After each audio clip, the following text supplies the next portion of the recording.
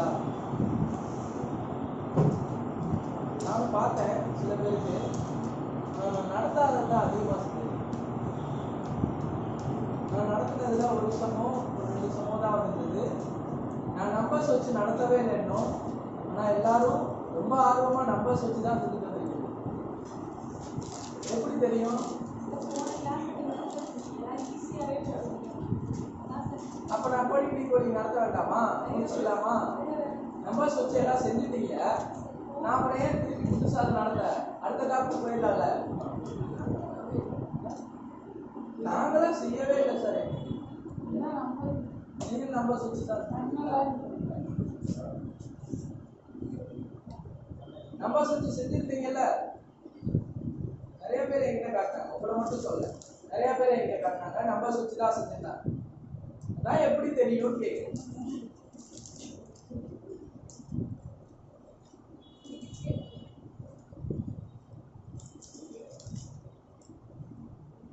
கோடிங்லே 3 type இருக்கு. நான் already சொல்லியிருக்கேன், ஞாபகம் வச்சுங்களா?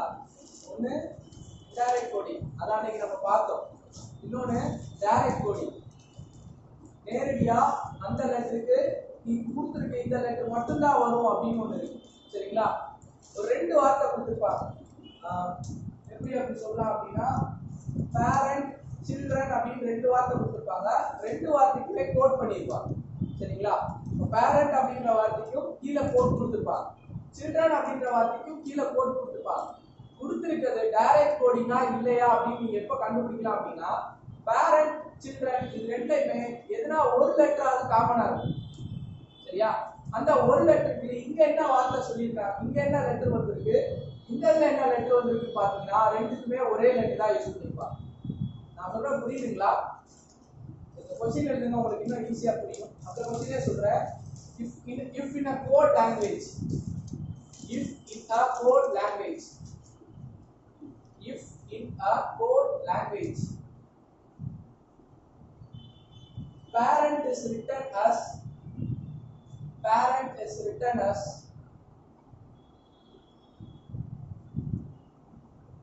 b Bombay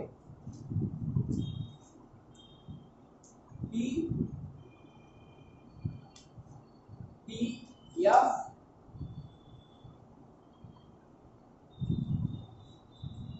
g j k.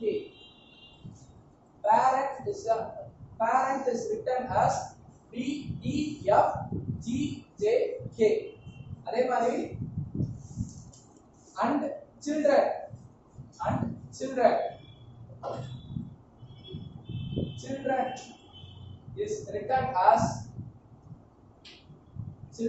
is written as m o x q u f g j. Children is written as m o x q u f g j. சரிங்களா? இப்போ நீங்க என்ன கண்டுபிடிக்க போறீங்க அப்படின்னா, how is reprint r e p r i n t reprint written in that code மேல கொடுத்திருக்கிறது 2 வார்த்தை. அந்த 2 வார்த்தைக்கும் கோட் கொடுத்துட்டாங்க. ரீபிரிண்ட் அப்படிங்கிற வார்த்தைக்கு நீங்க கோட் எழுத போறீங்க. சரியா?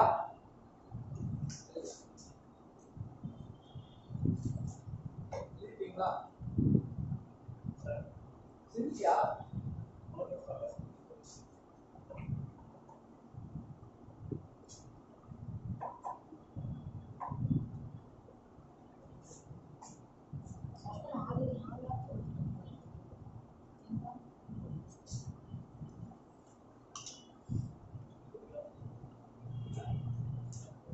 children parent இதுல என்னடா காமனா இருக்கு?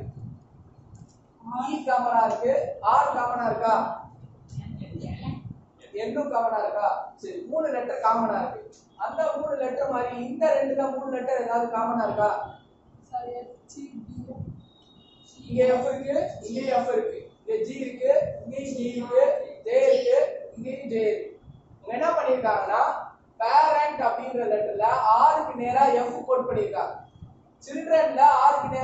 வருதா பாருங்க, F வருதுங்களா, இதுக்கு பேர் தான் டைரக்ட் கோடிங்.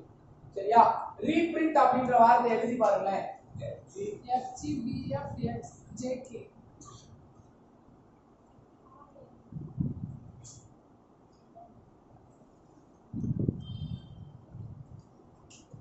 ஆர் இந்த ரெண்டு வார்த்தைகள் இருக்கும், இல்லாம இருக்கா? இ இருக்கும், பி இருக்கா, ஆர் இருக்கு, ஐ இருக்கா, என் இருக்கா, டி இருக்கா? இந்த ரெண்டு வார்த்தையிலையும் இருக்க லெட்டர்ஸை யூஸ் பண்ணி தான் உங்களை கண்டுபிடிக்கவே சொல்லுவாங்க. சரிங்களா? என்ன செஞ்சிருப்பாங்க அப்படின்னா, இந்த மாதிரி ரெண்டு வேர்ட் கொடுத்துருப்பாங்க, ரெண்டு வேர்டுக்குமே கோட் லாங்குவேஜ் கொடுத்துருவாங்க. இந்த ரெண்டு வேர்ட்லயுமே காமனா இருக்க நம்பரும் இந்த ரெண்டு கோட்லயுமே காமனா இருக்க நம்பர் சொல்லிட்டு காமனா இருக்க லெட்டரையும் பார்த்தீங்க அப்படின்னா டைரக்டா கோட் ஆயிடும். உங்களுக்கு கண்டுபிடிக்க சொல்லியிருக்க அந்த வார்த்தையில இருக்க லெட்டர்ஸ் ஃபுல்லா இந்த ரெண்டு வேர்ட்லயுமே வந்துடும், இதை விட்டு வெளியில வராது. சரிங்களா? இதுக்கு பேரு டைரக்ட் கோடிங் அப்படின்னு சொல்லுவாங்க. புரியுதுங்களா என்ன சொல்றேன்னு? பேரண்ட் சில்ட்ரன் இந்த ரெண்டு லெட்டர்ல இருக்க வேர்ட்ஸ் தான் இந்த ரீபிரிண்ட் அப்படின்ற இருக்கிறதுல லெட்டர்ல சாரி மாத்தி சொல்லிட்டேன். பேரண்ட் சில்ட்ரன் இந்த ரெண்டு வேர்ட்ல இருக்க லெட்டர்ஸ் தான் ரீபிரிண்ட் அப்படின்ற வேர்ட்ல இருக்க லெட்டர்ஸ் உள்ள சேர்த்து தான் வரும். நான் என்ன சொல்ல வரேன் புரியுதுங்களா?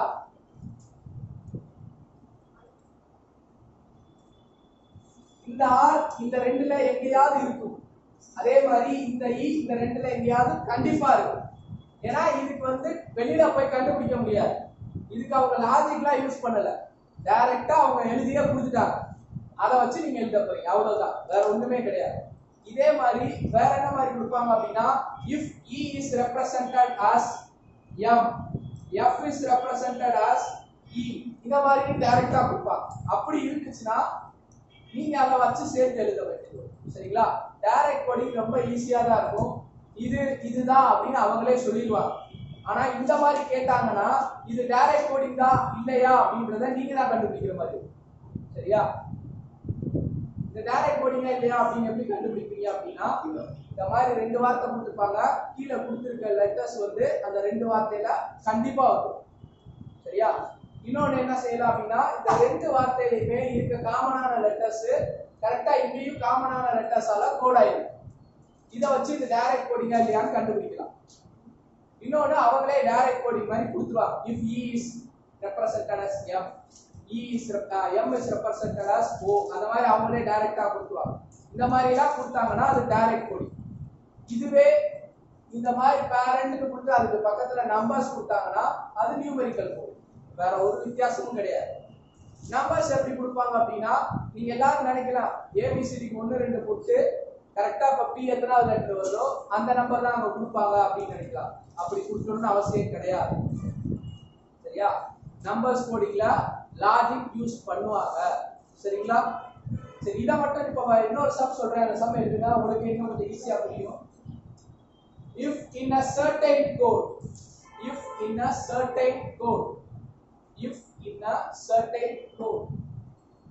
O is written as E, O is written as E, A as C, A as C, M as I, M as I, S as O, S as O, N as P, N numbers formula and N as P, N E as M, E as M, I as A, I as A, P as N, P as N, and C as S, and C as S. Then how will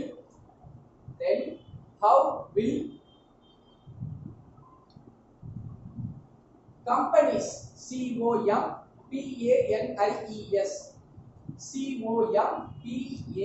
COMPANIES, companies, be written in that code, written in that code.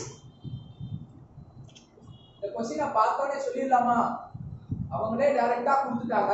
அப்ப கம்பெனிஸ்ல சிக்கு என்ன எழுதணும் அப்படின்றது மேலேயே இருக்கு. அதை வச்சு நீங்க எழுதி ஆன்சர் சொல்லிடலாம். டைரக்ட் கோடிங் இந்த மாதிரி தான் வரும். புரியுதுங்களா? ஒண்ணு இந்த டைப்ல இருக்கும், இல்லைன்னா உங்களுக்கு கொடுத்துருக்க டைப்ல இருக்கும். SEINCPAMO சொல்லுங்க. SEINCPAMO SEINCPAMO. எல்லாருக்குமே இந்த ஆன்சர் வந்துச்சுங்களா? SEINCPAMO டைரக்டாவே இருக்கு. அதனால இத நான் பெருசா சொல்லி கொடுக்கணும்னு அவசியம் இருக்காதுன்னு நினைக்கிறேன் இந்த சம். இதே மாதிரி ரெண்டு லெட்டர் கொடுத்திருந்தாங்க, ரெண்டு வேர்ட் கொடுத்திருந்தாங்க அப்படின்னா நீங்க ஈஸியா கண்டுபிடிக்கலாம். ஒரு வேர்ட் கொடுத்திருந்தா, ரெண்டு வேர்ட் கொடுத்திருந்தா இதுல காமனா இருக்கு, இதுலயும் காமனா இருக்கு, இது டைரக்ட் கோடிங் ஈஸியா கண்டுபிடிக்க முடியும். கொடுத்திருக்க இந்த क्वेश्चनல இருக்க லெட்டர்ஸும் அதுக்குள்ளே வந்துரும். அதை வச்சு இந்த டைரக்ட் கோடிங் நீங்க கண்டுபிடிக்கலாம். உங்களுக்கு ரெண்டு வேர்ட் கொடுக்கல, ஒரே வேர்ட் கொடுத்திருக்கா, ஒரு क्वेश्चन கொடுத்துட்டானா நீங்க இந்த டைரக்ட் கோடிங்கா இல்லையா அப்படின்னு எப்படி கண்டுபிடிக்கலாம்?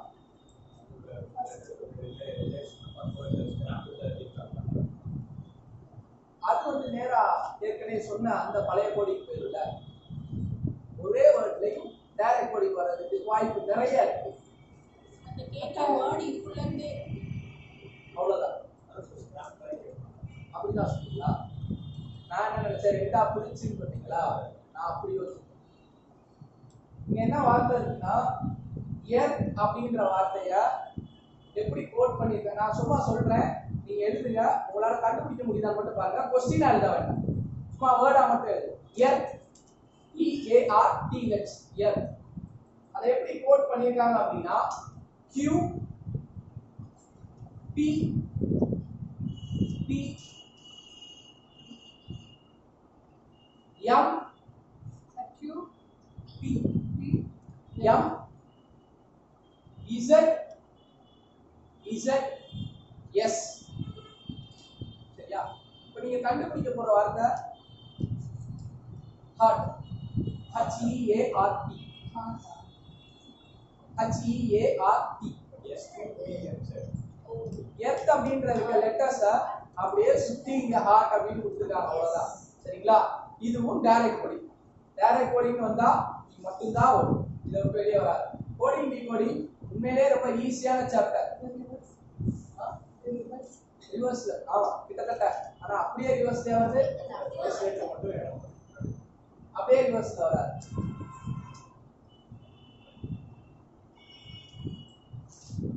இப்போ நம்பர்ஸ் கோடிங் பத்தி சொல்றேன். சரிங்களா? எல்லாருமே நிறைய நம்பர்ஸ் கோடிங் எழுதிருந்தீங்கல்ல. இப்போ நான் இதை வந்து உங்களுக்கு கேள்வியா தான் கேட்க போறேன். உங்களால கண்டுபிடிக்க முடியுதா அப்படின்னு பார்க்கலாம். ஏன் அப்படின்னா இப்போ கோடிங் டிகோடிங் அப்படின்னா என்னன்னு ஒரு நாலேஜ் கிடைச்சிருக்கும்னு நினைக்கிறேன். மேல கொடுத்துருக்க வார்த்தைக்கு ஒரு கோடு யூஸ் பண்ணியிருப்பாங்க. அந்த கோடுக்கான லாஜிக் தெரிஞ்சிருச்சு அப்படின்னா ரெண்டாவது இருக்க வார்த்தையை நான் ஈஸியா கோட் பண்ணி எழுதிடலாம். இதுதான் கோடிங் டிகோடிங்ல இருக்க லாஜிக். சரியா? இதுக்கு முன்னாடி லெட்டர்ஸ் யூஸ் பண்ணிருந்தாங்க. இங்கேயும் ஆல்பபெட் இருந்துச்சு, இங்கேயும் ஆல்பபெட் இருந்துச்சு. இப்போ என்ன வர போகுதுன்னா இங்க ஆல்பபெட் இருக்கு, இங்க அதுக்கு நேரா என்ன இருக்கும் அப்படின்னா நம்பர்ஸ் இருக்கு. அவ்வளவுதான் வித்தியாசமே தவிர வேற ஒரு பெரிய வித்தியாசம்லாம் இருக்கு. சரியா?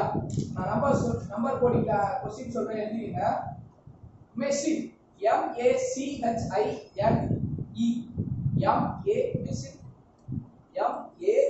MECHINE, machine. அதை எப்படி கோட் பண்ணிருக்காங்க அப்படின்னா 19 ஹைபன் போட்டு எழுதுங்க. 19 ஹைபன் அப்படி போடுவாங்கல்ல, 19 தான் ஒரு 90 வரதுக்கு வாய்ப்பு கம்மி இல்லையா? 97 எல்லாத்துக்கும் நடுவில் ஹைபன் போட்டுக்கங்க. 9 14 15 20 11 விட்டுட்டீங்களா? 11. மறுபடியும் சொல்றேன் 19 7 9 14 15 20 11.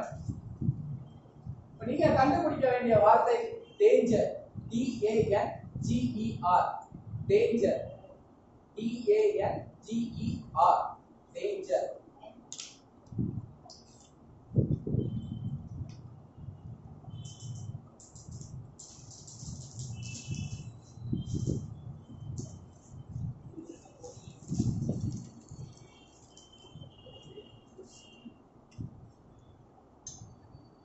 ABCD இருக்கா பக்கத்துல? இல்லைன்னா எழுத முடியாது. ABCD இருக்கணும், அதுக்கு நம்பர்ஸ் போட்டிருக்கதும் இருக்கணும். ஆன்சர் சொல்லுங்க. 10 7 20 30 11 24.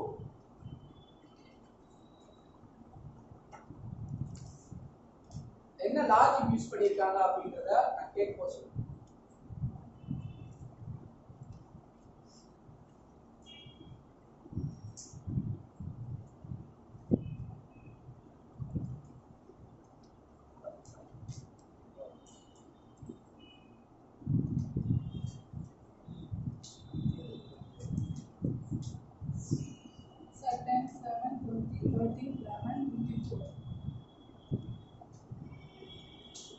என்ன லாஜிக் யூஸ் பண்ணிருக்காங்க? 7 ல இருந்து போயிருக்காங்க. plus 6 7 ல இருந்து போயிருக்காங்க. சொல்லுங்க மறுபடியும். A க்கு 7 போட்டா B க்கு 8 போட்டா அப்படியே வரிசையா அப்புறம் நீங்க 1 2 3 4 லாம் எழுத மாட்டீங்க. நேரா 7 ல எழுதி அதுக்கு அப்புறம் நம்பர் போடுறீங்க. ஏன் போடணும் 7? சார் A க்கு வந்து 7 மிஷின்ல வந்து 7. அதனால நான் 7 ல இருந்து ஆரம்பிச்சு போடுறேன். C க்கு வந்து 9 போட்டாங்க சார். அதனால 7 வந்து அவங்க நேரா கொடுத்திருக்காங்க. அத வச்சு நீங்க எடுக்கிறீங்க. ஏன்றது ரெண்டாவது லெட்டரா வேற இருக்கு. ஃபர்ஸ்ட் லெட்டரா கூட இல்ல. அப்ப நீங்களா எப்படி A க்கு 7 தான் வரும்? சார் A க்கு 7 போட்டாங்க சார். C க்கு 9 போட்டாங்க சார். நடுவுல B ல 8 ஆகுது சார். அங்கதான் லாஜிக் எப்படி சொல்லணும்னா எல்லாத்தையுமே +6 பண்ணிருக்காங்கன்னு சொல்றோம். நீங்க சொன்ன தப்பு கிடையாது. ஆனா இப்படி ஒரு லாஜிக் வராது. திடீர்னு கொண்டு வந்து 7 ல இருந்து நான் 1 2 ஆரம்பிக்கிறேன்னா யாராவது இருக்காது. கண்டிப்பா வரும். எல்லாத்தையுமே +6 பண்ணும்போது A 7 ல ஆரம்பிச்சா அந்த ஆன்சர் கரெக்ட்டா தான் வரும். 7 8 9 10 கரெக்ட்டா தான் வரும். இந்த லாஜிக் கரெக்ட் தான். ஆனா ஏன் 7 வந்துச்சு அப்படின்னு நான் சொல்லணும் இல்லையா? என்ன பண்ணிருக்காங்கன்னா A 1ஆம் நம்பர் வருதா +6 பண்ணிருக்காங்க. அப்போ அங்க 7 போட்டுருக்காங்க A கோட் பண்ணும்போது. அதே மாதிரி M க்கு என்ன வேல்யூ வரும்? M 13 இருக்குங்களா? +6 போட்டு 19 மாத்திருக்காங்க. அப்போ எல்லா லாஜிக் என்ன அப்படின்னா அந்த லெட்டருக்கான வேல்யூ என்ன வருதோ அதோட +6 பண்ணிருக்காங்க. இப்போ டேஞ்சருக்கு ஆன்சர் என்ன வரும்? D வந்து 4வது லெட்டர் +6 போட்டா 10. லாஜிக் புரியுதுங்களா? டேஞ்சர் அப்படிங்கிறது இந்த D வந்து 4th லெட்டர். நம்ம என்ன பண்ண போறோம்னா லாஜிக்ல +6 ஆட் பண்ணி எழுத போறோம். ஏன் அப்படின்னா மெஷின் அப்படிங்கற வார்த்தைக்கும் +6 தான் ஆட் பண்ணிருக்காங்க. அதே மாதிரி டேஞ்சர்லயும் நம்ம +6 தான் ஆட் பண்ணி எழுத போறோம். D 4th லெட்டர்ன்றனால +6 ஆட் பண்ணி D க்கு நேரா 10 எழுது. A வந்து ஃபர்ஸ்ட் லெட்டர் +6 ஆட் பண்ணா 7. என்ன எத்தனாவது லெட்டர்? 14வது லெட்டரா +6 ஆட் பண்ணா 20. G எத்தனாவது லெட்டர்? 12வது லெட்டரா? G 6வது லெட்டர். 7வது லெட்டரா? +6 ஆட் பண்ணா 30. E எத்தனாவது லெட்டர்? 5வது லெட்டர் வருமா? +6 ஆட் பண்ணா 11. அடுத்து R எத்தனாவது லெட்டர்? 18. +6 ஆட் பண்ணா 24. Answer 10 7 20 13 11 24. இந்த क्वेश्चनல யாருக்கா சந்தேகம் இருக்கா? யாருக்கா இருக்குன்னா கேளுங்க. மேத்தமேட்டிக்கல் கோடிங் இப்படி தான் இருக்கு. சரிங்களா? நீங்க நினைக்கிற மாதிரி A க்கு நேரா 1 தான் வரும் அப்படின்னு கேட்க மாட்டாங்க. சரியா? இந்த மாதிரி +6 கேட்கலாம், இன்டூல கேட்கலாம். இந்த லாஜிக்கை நீங்க தான் யோசிக்கணும். இருக்க கோடிங்ல டைரக்ட் கோடிங் மட்டும் தான் ஈஸியா இருக்கும். மத்த ரெண்டு கோடிக்கும் யோசிச்சே ஆகும். சரியா? அடுத்த சம் சொல்ற எழுதிங்க. if e is equal to 5, if e is equal to 5, pen pen equal to 35, then page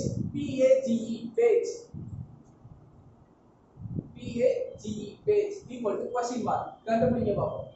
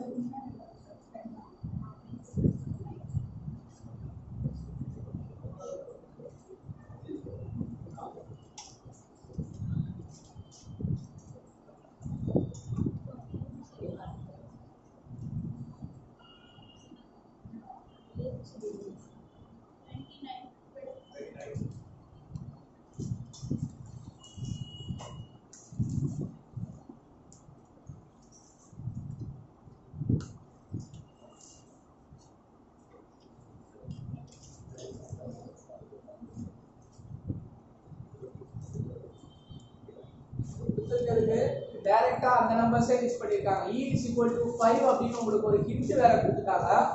pen அப்படிங்கற வார்த்தை 35 ன்னு வந்துருச்சு. e வந்து 5 அப்படினா என்ன பண்ணிருக்காங்கன்னா டைரக்டா a 1 b க்கு 2 c க்கு 3 அந்த மாதிரி தான் எடுத்துட்டாங்க. அப்பதான் e equal to 5 வரும். சரிங்களா?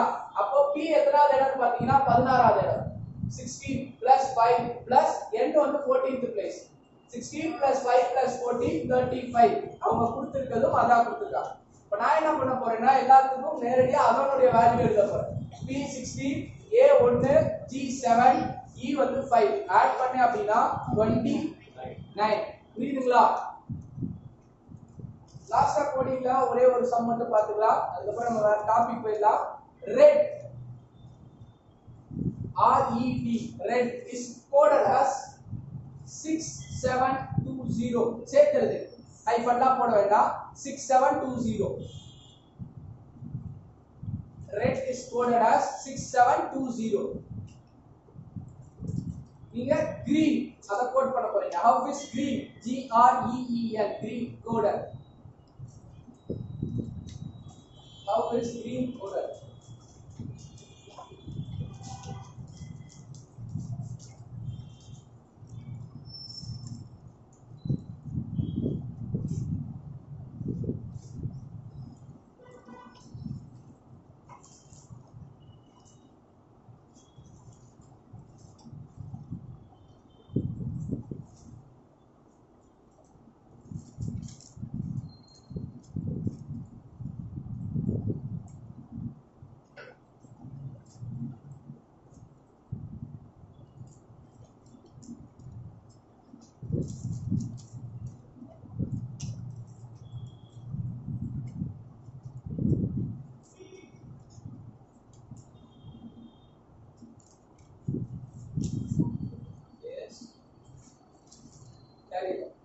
பரவாயில்ல முயற்சி பண்ணு.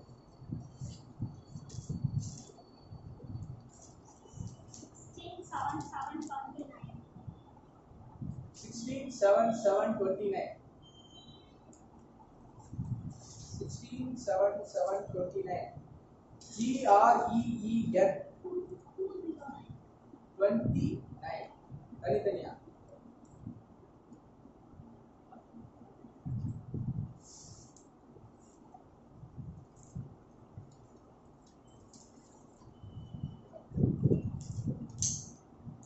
ட்ரை பண்ணுங்க, யோசிங்க, கண்டிப்பா வரும். அது எப்படி வராம போகுது? ஈஸியான சப்தா சும்மா ட்ரை பண்ணுங்க. ஏபிசிடியவே ஒரு 4 நிமிஷம் கொடுத்து பாருங்க. நம்பர் இருக்குல்ல ஏபிசிடிக்கு கண்டிப்பா வந்துடும்.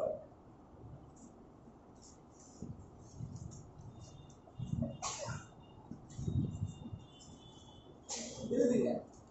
ஏபிசிடியை யோசிச்சுட்டு என்னெல்லாம் பாசிபிலிட்டிஸ் இருக்கு அப்படின்னு யோசிச்சு கொடுத்துருக்கிறத வச்சு என்னெல்லாம் பண்ண முடியும் அப்படின்னு யோசிச்சு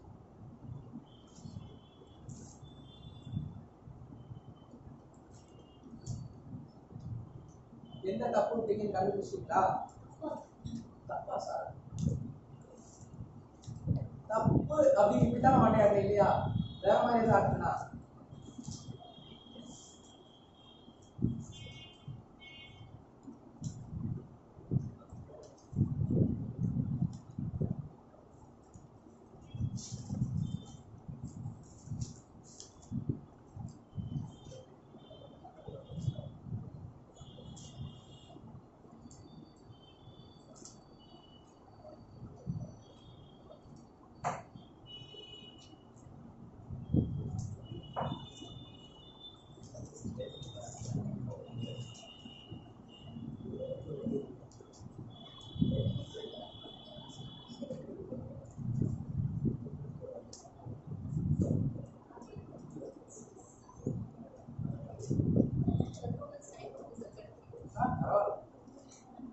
எனக்கு பிரச்சனை இல்லை, வெயிட் பண்ணு.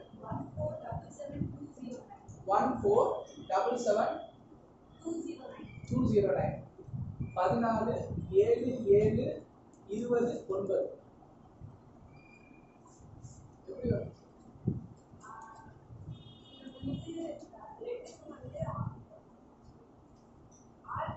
அது அது அது அவ்வளோ சரி சொல்லுங்க சொல்லுங்க வேற மாதிரி தான்.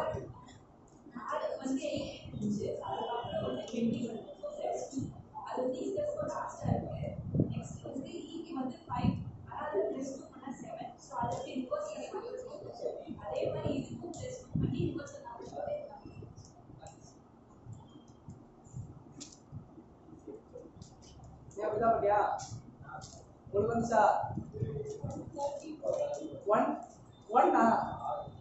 135 135 அப்புறம் 1 தனியா 35 தனியாவா? 135 தான் சொல்றீங்க. அவ்வளவுதான். 7677 1 நம்பர் மாதிரி இருக்கு.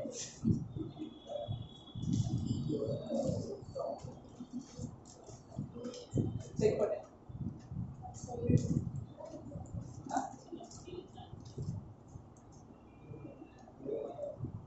சொன்ன லாஜிக் கரெக்ட்.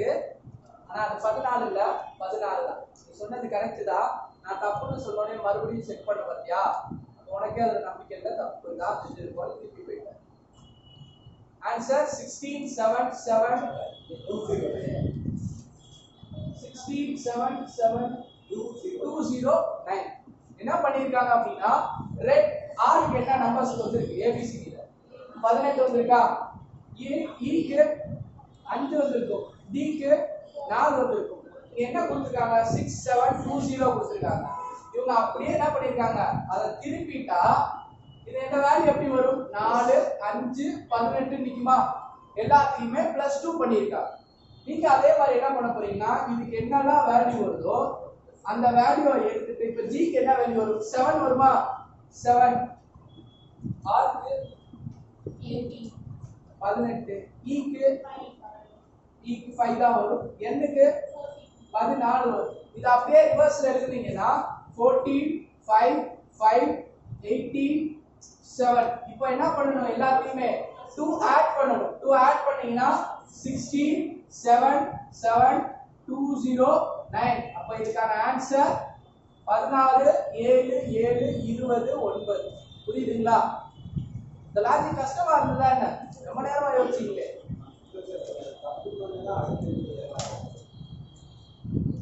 வேற ஏதாவது லாஜிக் இருக்குமோ அப்படின்னு யோசிச்சீங்களா?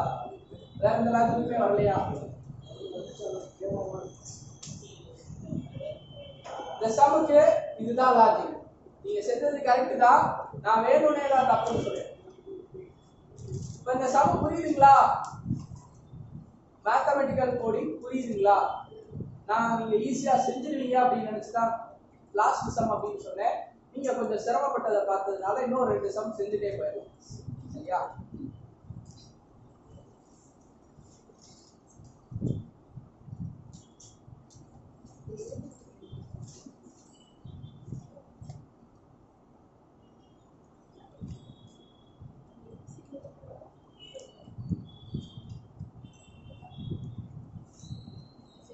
If E is equal to 5, if E is equal to 5, if E is equal to 5, and hotel HOTEL hotel HOTEL hotel equal to 12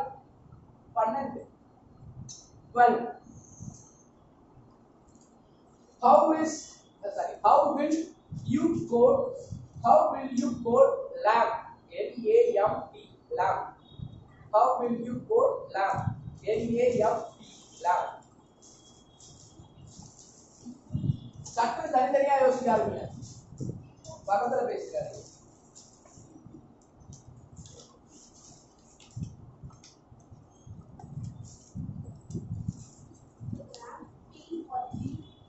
lamp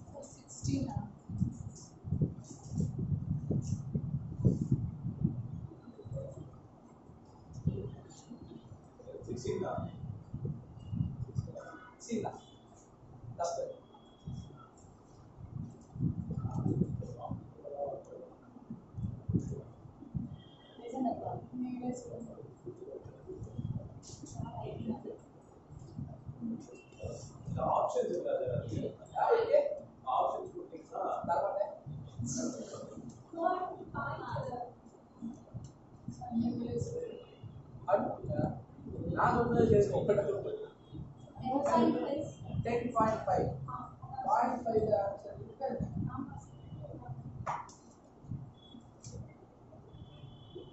அதான் சார் ஆப்ஷன்ஸ் இருந்தா பாயிண்ட்ல ஆப்ஷன் இல்லையே, மைனஸ்ல ஆப்ஷன் கொடுக்க மாட்டாங்க.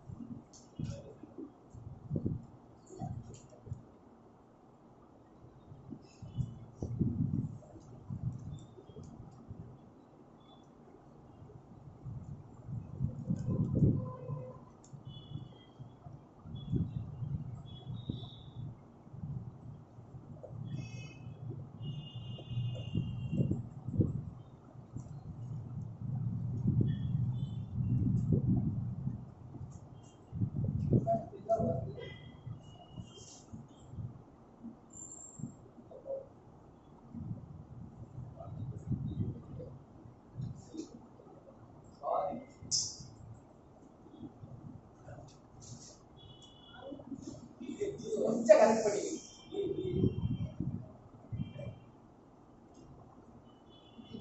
கொஞ்சம் அவசரம் வேற இப்ப சரி இருந்தா நான் தப்பா சொல்லிட்டேன், சாரி. இதுதான் வரும்.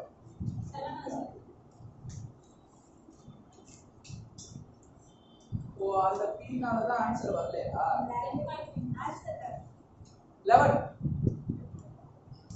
அடுத்து சந்தோஷப்பட்டுட்டே இருங்க, ஆன்சர் சொல்லும்போது வருத்தப்படுவீங்க.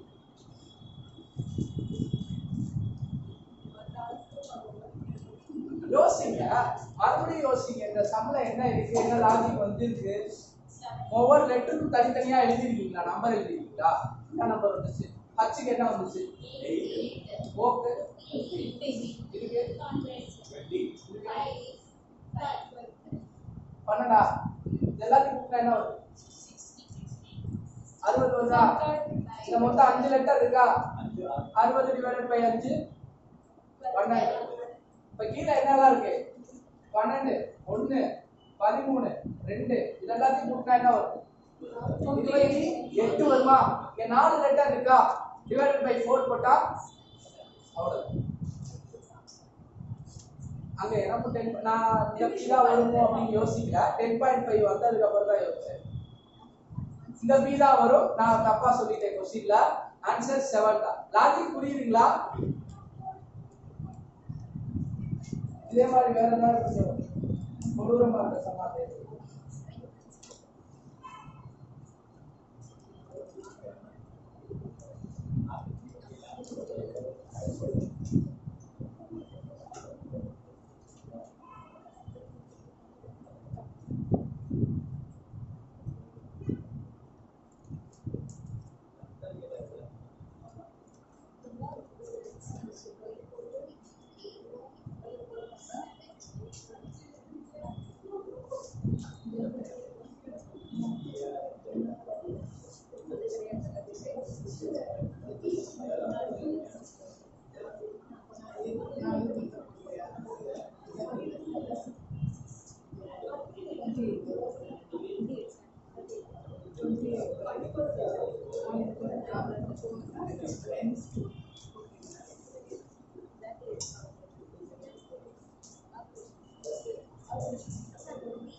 ஒரு சம் சொல்றேன். இந்த சம் மட்டும் போட்டு சால்வ் பண்ணிடுங்க.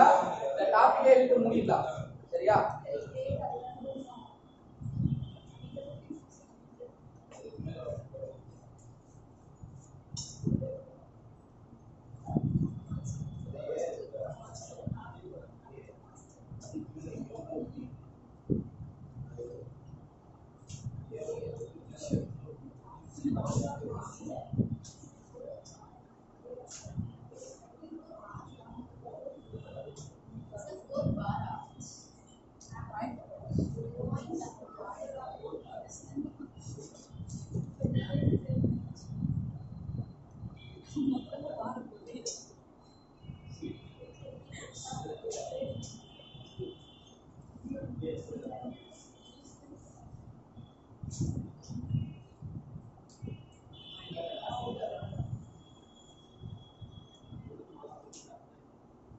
மேல கொடுத்த வார்த்தைய இந்த மாதிரி கோட் பண்ணிருக்காங்க. நான் கீழே கொடுத்த வார்த்தைய நீங்க எப்படி கோட் பண்ணுவீங்க?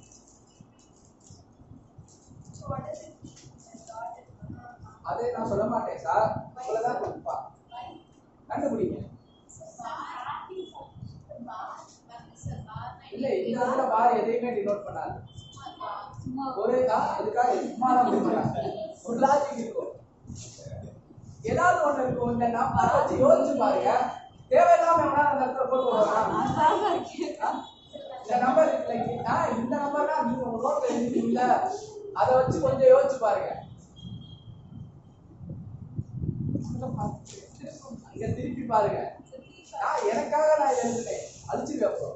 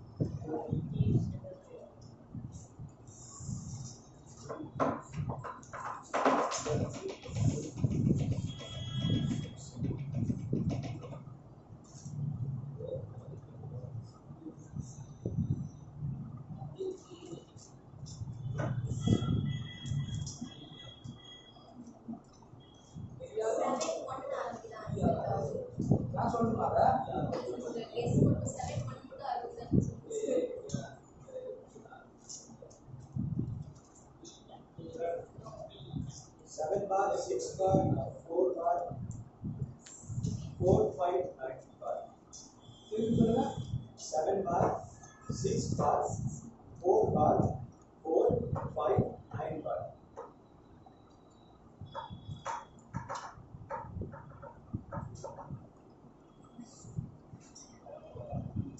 முயற்சி பண்ணுங்க. திரும்பி பண்ணிட்டீங்களா? சும்மா சொல்லுங்க. பரவாயில்ல சொல்லுங்க. 7 bar, 5 bar, 5, 9 bar. 7 bar, 6 bar, 5 bar, 5, 9 bar. 7 bar, 6 bar, 6 bar, 5 bar, 5 bar,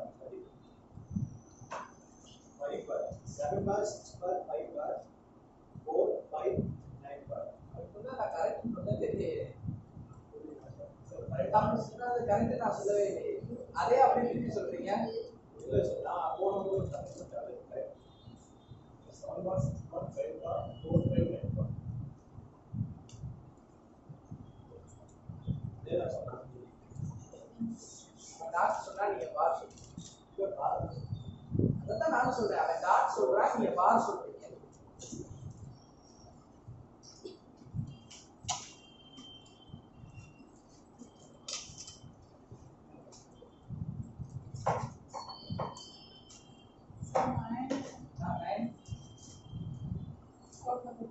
phone நம்பரா? சொல்லுங்க. 915454 எங்கேயும் கோடு புள்ளி எது வராது. எது வராது.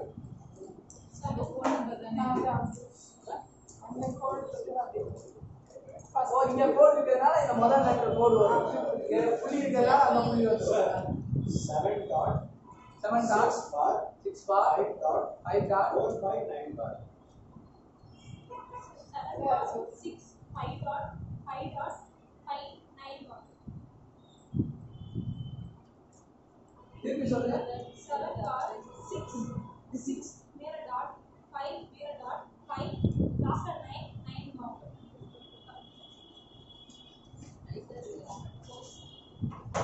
செஞ்ச கரெக்ட் தான் தம்பி. நீ செஞ்ச கரெக்ட் தான். ஸ்லிப்ல உட்கார்ந்து ஒர்க் அவுட் பண்ணிட்டீங்க. நீங்க செஞ்சது கரெக்ட் தான். இங்க ஒரு புள்ளி வருது, அங்க ஒரு கோடு வருது. அப்படி எப்படி வரும்? நீங்க என்ன லாஜிக் யூஸ் பண்ணீங்க அப்படின்னு இப்ப என்ன சொல்ல போறீங்க? எல்லாரும் ஆளாளுக்கு ஒரு நம்பர் சொன்னீங்கல்ல, நான் தப்புன்னு மட்டும் தான் சொன்னேன். எல்லாரும் இப்ப என்ன லாஜிக் யூஸ் பண்ணீங்கன்னு சொல்றேன். சரிங்களா? நீங்க என்ன லாஜிக் யூஸ் சார், அந்த ஒவ்வொரு லெட்டரோட வேல்யூ அதை ஆட் பண்ணிருக்கோம். அதை ஆட் பண்ணதுல வந்து இப்போ ஃபர்ஸ்ட் b க்கு 16 இருக்கு. 1 + 7. இல்ல, இதுக்கு இது ஏன் இப்படி கோட் பண்ணாங்கன்னு எனக்கு சொல்லணும். அப்பதானே இதை எழுத அங்க m ஓட வேல்யூ வந்து சார் 13 1 + 3 is 4. 4 மேல ஏன் போட்டு முடியா தெரியல அவனுக்கு ஏதோ இல்ல புரியல. சார், நான் என்ன நினைச்சேன்னா 4 வந்து multiple of 2 and multiple of x. 2 ஆலையும் இதாகும், டிவைட் ஆகும், 4 ஆலையும் போகும். அது 9 3யும் அதே மாதிரி இருக்குது. நான் 9 அதே மாதிரி 3 ஆலே ஆகும், 9 ஆலே ஆகும். அது ரெண்டும் வந்து 2 வந்து 2 மட்டும் தான் போகும். 1 வந்து ஒன்று மட்டும் அப்படி வந்து அதுதான் சார் டவுட் ஆச்சு சார். அப்படி இல்லைன்னா இன்னொரு இது முதல்ல என்ன பண்ணேன்னா, ஒரு ஒண்ணுல புள்ளி இருக்கு, ஒரு ஒண்ணுல எதுவுமே இல்லையே. அது ஏன்? அது வந்து அதோடைய டைரக்ட் வேல்யூ ஏ அதோட வேல்யூ 1 அதோட வேல்யூ 5 அப்படியே இருக்கு. அது மட்டும் அப்படியே இருக்கு. ஏன்னா அதெல்லாம் சிங்கிள் நம்பர் ஆகிறதுனால ஆட் பண்ண முடியாதுன்றனால வச்சுக்கலாமா? சரி, உங்களோட லாஜிக் சொல்லுங்க. இந்த அக்கா லாஜிக்கே சொல்லல. சரி, நம்பர் 7655 அது ஏன் பண்ணீங்க? நம்பர் ஆட் பண்ணிட்டீங்க. அதாவது நீங்க இங்க கொஞ்சத்தையும் பார்த்து எடுத்துருக்கீங்க. பார்த்து பிரிச்சு இவங்கள பாதி இவங்கள பாதி செஞ்சுருக்கீங்க. வேற யார் என்ன நீ சொன்னல, நான் அவனை கடைசியா நீங்க சொல்லுங்க.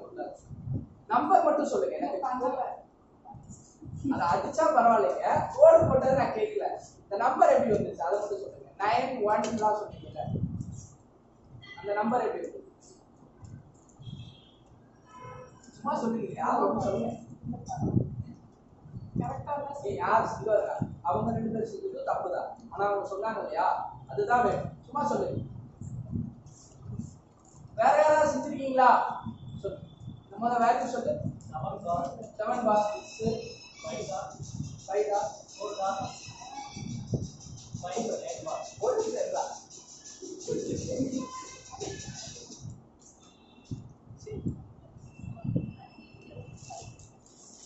திருப்பி சொல்லு. 7 பார் 6 5 டாட் 4 டாட் 5 9 பார். இந்த லாஜிக் கோட் போட்டு புரிய வச்சிருக்கு.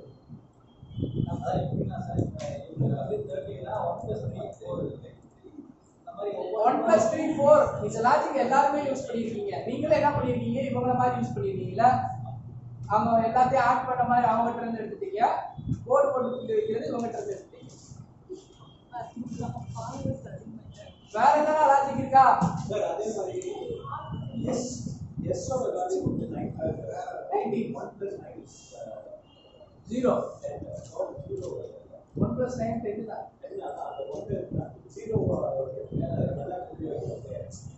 ஜீரோ கீழே போடுறது போல அந்த முட்டையை தூக்கி மேல வச்சுக்கலாம். மேபி அந்த புள்ளி இதுதான். சோ அதனால அக்கா வைக்கிறா சரி, இங்கேயே புள்ளி வச்சிருக்கோம். அப்படி சரி, இங்கே அதே மாதிரி எங்கேயாவது ஜீரோ வந்தா அப்ப புள்ளியே வரல. சரி ஆப்ஷன் சொல்லுங்க. நீ போ லாஜிக் சொல்லு. ஃபர்ஸ்ட் 9 நம்பர் வந்து டைரக்டா வந்து கொடுத்துறேன் சார். அடுத்த 9 நம்பர் வந்து ஃபார்வர்ட் சார் வந்து அடுத்த 8 நம்பர் ரொம்ப சிம்பிளா சொல்லிட்டா. ரொம்ப சிம்பிளா ஆன்சர் சொன்னா, கவனிச்சீங்களா? ஒரு தடவை golden words cannot be repeated. அவ்வளவுதான் இந்த சம் புரியல சார். ஃபர்ஸ்ட் 9 லெட்டர்ஸ் வந்து 1 ல இருந்து 9 வரைக்கும் கொடுத்திருக்காங்க. அடுத்த 9 நம்பர்ஸ் வந்து 1 ல இருந்து 9 வரை மேல பார் கொடுத்திருக்காங்க. அடுத்த 8 நம்பருக்கு 1 ல இருந்து 8 வரை மேல டாப் வச்சிருக்காங்க.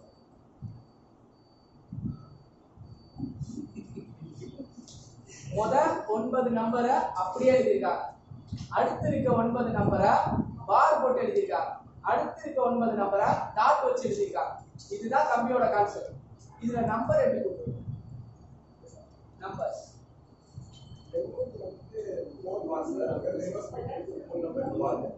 3 நம்பருக்கு பார் போட்டுருக்காங்க. 4 பார். அந்த 4 ஏன் வந்துச்சு? அதான் கேக்குறேன். கொஸ்டின்ல இருக்கு, அது கான்செப்ட் என்னன்னு கேக்குறேன். தம்பி நான் சொல்றேன், 4 பார் இருக்கு, அது உண்மைதான். நீ சொன்னா பார் போட்டுக்கிறது கூட ஒரு அளவுக்கு நான் ஏத்துக்கிறேன். இந்த 4 எப்படி வந்ததுன்னு கேக்குறேன். இப்ப பாருக்கு சொன்னா இல்லையா, நடுவுல இருக்க 9 நம்பருக்கு பார் போட்டுருக்காங்கன்னு சொன்னேன்ல, இது ஒரு கான்செப்ட் தான் சொன்னல. அதே மாதிரி இந்த 4 ஏன் வந்தது அப்படின்னு ஒரு கான்செப்ட் இருக்குல்ல. அடுத்து 4வது நம்பர்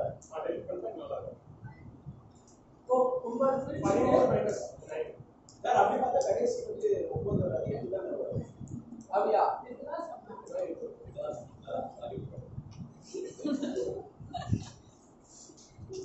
ரொம்ப சிம்பிளா சொல்லிட்டா, முதல் 9 நம்பரை பிரிச்சுக்கங்க, அடுத்த 9 நம்பரை பிரிச்சுக்கங்க, அடுத்த 9 நம்பரை 8 நம்பரை வச்சுக்கங்க, இதை வச்சு செய்யுங்க அப்படின்னு சொல்லிட்டா. அதுல என்ன சொல்லிட்டாங்கன்னா, இங்க 9 முடிஞ்சதுக்கு அப்புறம் 1 2 3 4 4வது நம்பர்னு சொல்லலாம். இது உங்களுக்கு ஈஸியா இருக்கா? ஈஸியா இருக்குன்னா நான் இந்த கான்செப்டோட நின்றுக்கிறேன். என் கான்செப்ட் நான் சொல்லலை, ஏன்னா என் கான்செப்ட் ரொம்ப உட்படுறேன். உங்களுக்கு இது புரியுதா? என் கான்செப்ட் என்னன்னா, நார்மலா அவன் சொன்ன மாதிரி தான் முதல் 9 நம்பருக்கு எதுவுமே இல்லாம டைரக்டா வரும். ஏன்னா ஏவோட வேல்யூ ஈவோட வேல்யூ டைரக்டா தான் எழுதிருக்காங்க. 1 5 அப்படின்னு டைரக்டா தான் எழுதிருக்காங்க. இங்க முதல் இருக்க 9க்குள்ள என்ன வேல்யூலாம் வருது? இது வருமா, இது வருமா, இதை தவிர வேற எதுவுமே ஃபர்ஸ்ட் இருக்க 9க்குள்ள வராது. சரிங்களா? அடுத்து இருக்க 9ல பாத்தீங்க அப்படின்னா எம்மோட வேல்யூ 13. அதை நான் 9ஆல டிவைட் பண்ணேன் அப்படின்னா எனக்கு ரிமைண்டர் எவ்வளவு கிடைக்கும்? 4 கிடைக்கும் இல்ல? 9ஆல 13 டிவைட் பண்ணேன்னா எனக்கு ரிமைண்டர் எவ்வளவு கிடைக்கும்? பண்றேன். எவ்வளவு ரிமைண்டர் இருக்கு? ஒரு டைம் வருமா? 9 வரும். மிச்சம் 4 இல்ல? அந்த 4 தான் இங்க வந்து. அடுத்து ஏவையும் ஈயையும் என்னால 9ஆல டிவைட் பண்ண முடியாது. ஏன்னா ரெண்டுமே 9க்கு உள்ள வந்துருச்சு. இப்போ ஏ ஓட வேல்யூ அப்படியே எழுதிட்டா. அடுத்து எஸ் இருக்கு. எஸ் ஓட வேல்யூ 19. நான் 19 எத்தனை தடவை டிவைட் பண்ணலாம்? 9ஆல 2 தடவை டிவைட் பண்ணலாம் இல்லையா? 2 தடவை டிவைட் பண்ணா 18 வரும். ரிமைண்டர் 1 வரும். அந்த 1 இங்க வந்துருச்சு. ஏன் புள்ளி வந்திருக்குன்னா 2 தடவை டிவைட் பண்றதுனால பாயிண்ட் வந்திருக்கு. ஒரு தடவை டிவைட் பண்ணும்போது வந்துச்சுன்னா அது பார்ல வரும். புரியுதுங்களா? புரியலையா? புரியல. 13 m இருக்கு சரிங்களா? m ஓட வேல்யூ 13. நான் என்ன பண்றேன்? 9ஆல டிவைட் பண்ண போறேன். 13 9 வேற லாஜிக் கிடைக்கலங்க. ஏடி வாசிச்சு 9ஆல டிவைட் பண்றேன். அந்த 9 அதுக்கு சந்தேகம் பண்ணுங்க. சார் 9 லாஜிக் வச்சு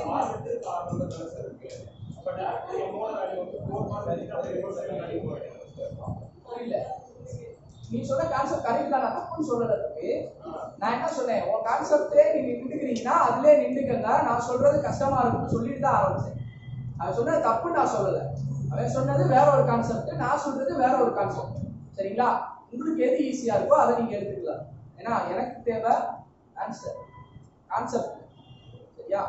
இந்த சமுக்கு 2 கான்செப்ட் வர மாதிரி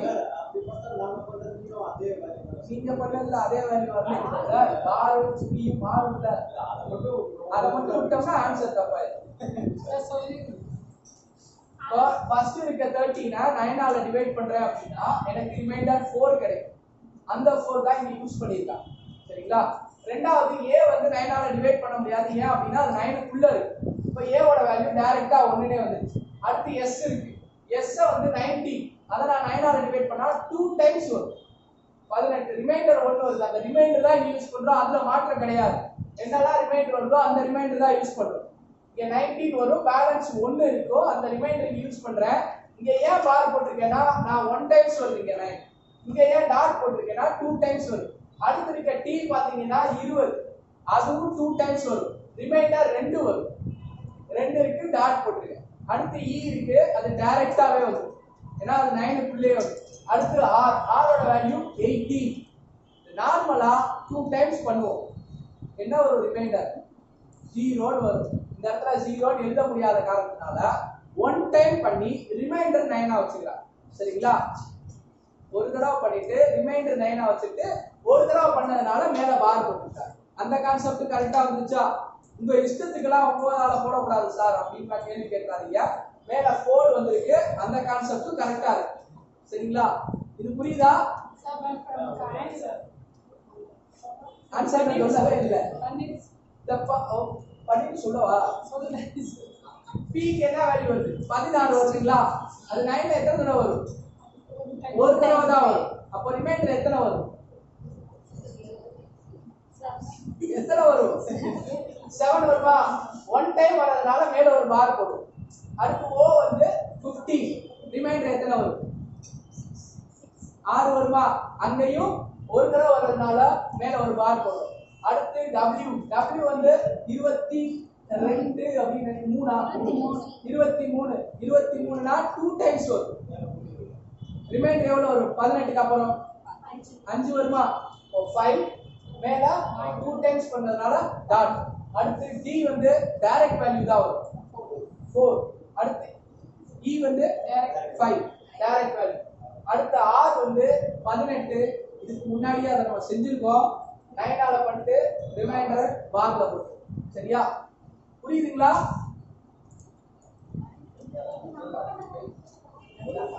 நீங்க பண்ணதுக்கு இந்த புள்ளியும் டாட்டும் மாறி அதுல மட்டும் எப்படி எடுப்பீங்க? நீங்க அப்பதான் கரெக்டா தான் ஆன்சர் சொல்லுங்க. இல்ல ஆன்சர் தெரிஞ்சதுக்கு அப்புறம் என்ன பண்ணலாம்? ஆன்சர் தெரியறதுக்கு முன்னாடி யோசிக்கிறதா கான்செப்ட். இப்போ ஏதோ என்ன சொல்லணும் நீங்க என்ன சொல்லணும் நீங்க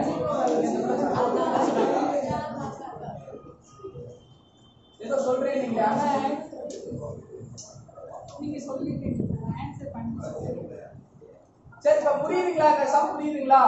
இதுல என்ன டவுட் இருக்குன்னா கேளுங்க, நான் தாராளமா மறுபடியும் எக்ஸ்பிளைன் பண்றேன். தம்பி சொன்ன மெத்தட நான் சொல்லவா? அவங்க என்ன பண்ணிட்டாருன்னா 9 பிரிச்சுட்டாரு. சரிங்களா? 9 பிரிச்சுட்டாரு. நான் டிவைட் பண்ணிட்டேன், அவர் டிவைட் பண்ணல. 9 பிரிச்சுட்டாரு. முதல் 9க்குள்ள வந்துச்சுன்னா டைரக்டா நம்பரை எழுதிட்டாரு. ரெண்டாவது 9க்குள்ள வந்துச்சுன்னா மேல கோடு போட்டுட்டார். மூணாவது 9க்குள்ள வந்துச்சுன்னா புள்ளி வச்சுட்டார். இப்போ m வந்து 13. 9க்கு அப்புறம் 1 2 3 4 போட்டுட்டார். சரிங்களா? நான் என்ன பண்ணிருக்கேன், ரிமைண்டரா எடுத்துருக்கேன். அவரை 1 2 3 எழுதிட்டார். இப்போ 1 2 3 4 நமக்கு 4 வந்துச்சுங்களா?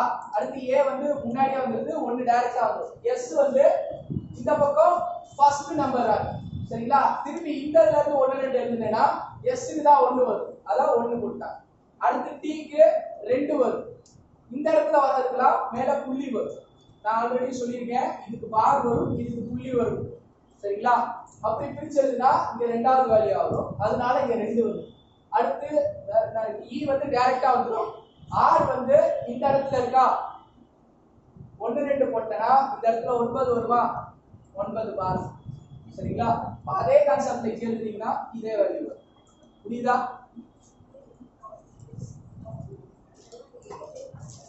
வேற கோடி நிக்குதா? இன்னைக்கே போடுமா? இல்ல என்ன அப்படினா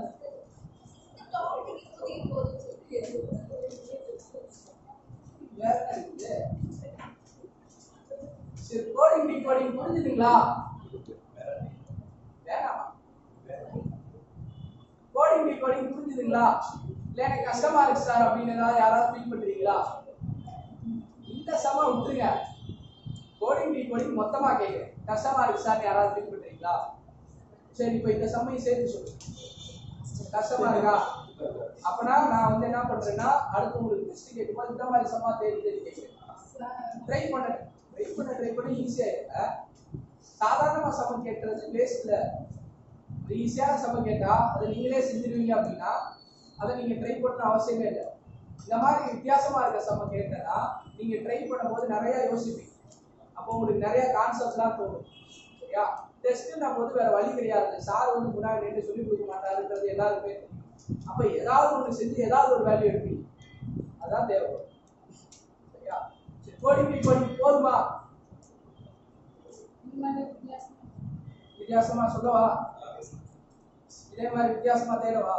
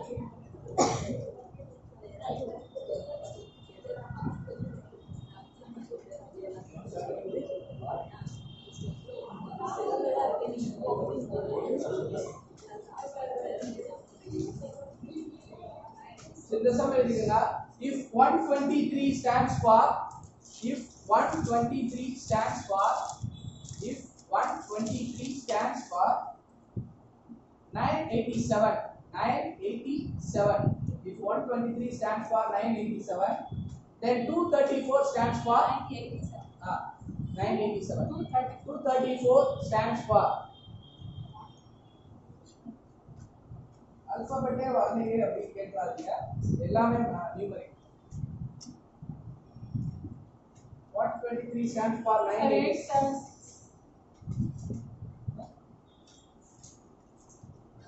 எப்படி செஞ்சீங்க?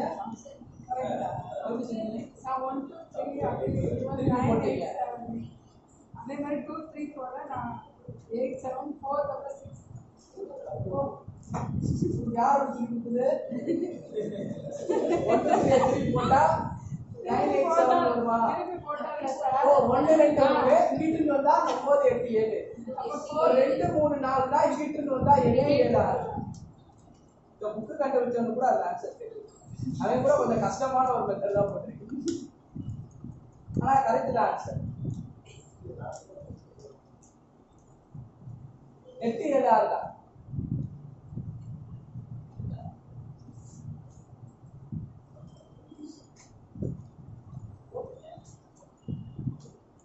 இது போதும். நீங்க அடுத்து நான் உங்களுக்கு என்ன டாபிக் எடுக்கணும்? எதோடது? Profit and loss. 10 மைனஸ். இதுக்கு பல கான்செப்ட் வரும். ஏன்னா இது வந்து லாஜிக்ல வெறும் இந்த மாதிரி கொடுத்துட்டாங்கன்னா தான் கான்செப்ட் வந்து கொஞ்சம் கம்மியா இருக்கும். நம்பர்ஸ்ல கொடுத்தானா அதுக்கு நிறைய கான்செப்ட் வரும். யோசிக்க நிறைய வேல்யூஸ் வரும். இந்த கேள்வி நான் நிறைய பேர்ட்ட கேட்டிருப்பேன் அப்படின்னு நினைக்கிறேன். இருந்தாலும் பரவாயில்ல, புதுசா இருக்கவங்க ஆன்சர் சொல்லட்டும். நீங்க ஏற்கனவே இந்த கேள்வி அட்டன் பண்ணிட்டீங்க அப்படின்னா நீங்க சொல்லாது. சரியா?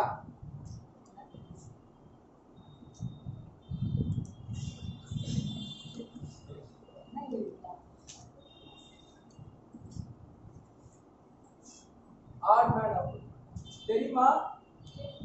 தெரியுமா? தெரியுமா? கேட்டேன்னு நினைக்கிறேன். உங்களுக்கு தெரியுமா? இதுக்கு மேலே கேட்டுக்கணா வேற வேற மாதிரி கேட்டுக்கணா அப்போ நானும் யோசிக்கிறேன். யோசிச்சுங்க. உங்களுக்கு தெரியுமா? மறந்துச்சு. உங்களுக்கு தெரியுமா? அப்போ இருக்கும்போது நீங்க தானே இருக்கீங்க. உங்களுக்கு தெரியுமா? உங்களுக்கு தெரியுமா? நீ ஆதி காலத்துல இருந்து படிச்சுட்டு இருக்கா? தெரியுமா? நீங்க யோசிச்சு புதுசா எதுக்கு 1 2 3 தப்பா எழுதி கேட்குறீங்களா? ஆட் மேன் அவுட் அப்படின்னா இந்த இடத்துக்கு சம்மந்தம் இல்லாத ஒரு நம்பரை வெளியிட சொல்லணும்னு அர்த்தம்.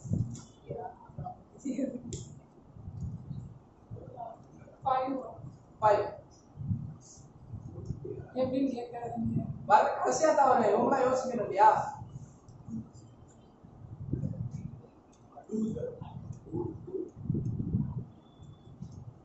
இல்ல 5 சொல்லிருக்கீங்க. அவர்கிட்ட சொல்லியிருக்காரு. இன்னும் 1 2 3 நம்பர் இருக்கு. 7 இன்னும் 2 நம்பர் தான் இருக்கு. 3 1 இருக்கு. வேற யாராவது தான் சொல்லுங்க. 3 யாரு வரும்? 1 யாருக்கு வரும்? யாராவது சொல்லுங்க.